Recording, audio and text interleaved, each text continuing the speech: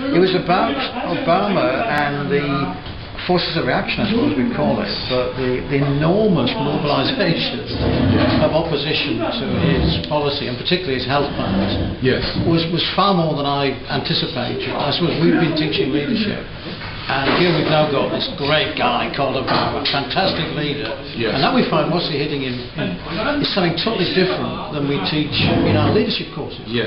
And that, I suppose, is what intrigues me particularly about what's going on in the States.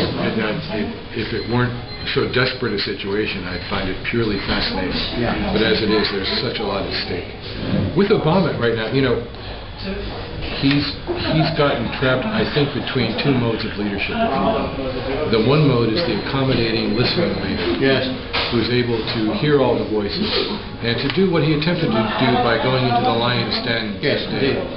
The other style is the thought leader, the thematic leader, who defines the paradigm and has the resources to create that frame and to make it real, and to say, we're going to have, how about creativity spaces for artists in every city over 100,000. Did you say that? No, like for example, suppose he would. You know, that kind of a thing, and to back that up, would have a power.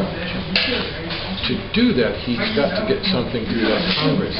And there's where we see that he's stuck in this kind of triangle between cajoling them, where his weakness shows out, attempting to set the frame, but then trying to listen to what their ideas are, only to have them decide that they'd rather maybe unhorse him, which then leads us back into the cycle of he cajoling them. And we've not escaped from that cycle. It's getting rather distressing, isn't it?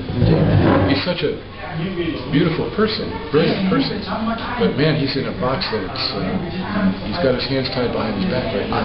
And I suppose the thing that in the leadership stuff at the moment, there's a lot of talk about the post-charismatic turn, and the dangers of the charismatic leader is that he's either hero or villain, and there's no middle ground, it seems to me. And so Obama somehow flip-flops between being the saviour who's going to rescue everyone and the demon who's going to make everything so disastrous that it's got to be stopped at all costs. And people can hang on to one of those two poles, but they can't do much in the middle, which is perhaps where we want to encourage people to have some discourse. Yes, and he occupies a place in the American imaginary that's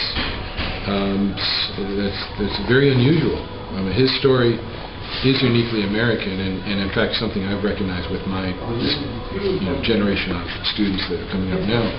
If you want to know somebody's story, don't just look at the color of their face. You've got to ask them where they're coming from. Obama is quintessentially that person.